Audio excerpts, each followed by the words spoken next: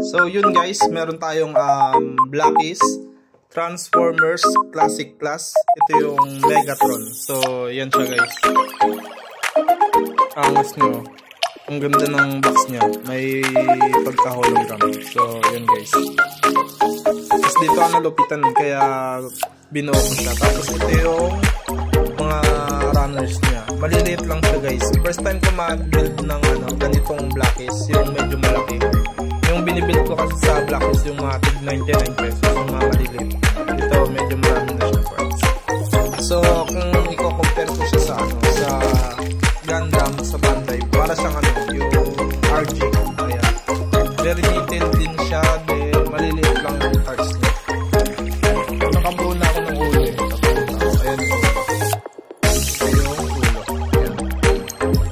Ayan ang ganda. Yung ipansin ng ulo. Ayan yung ulo niya. Para siyang RG sa Gundam. Ayan guys. Tapos ang maganda dito, alam ko may ilaw to eh. Ito may ilaw siya guys. Ayan. Tapos kailangan ay may battery na rin yata itong kasama. Hindi ko pa nasisilip kung para saan to. So check natin. Ito may iba pang parts. Ito yung niya, standing.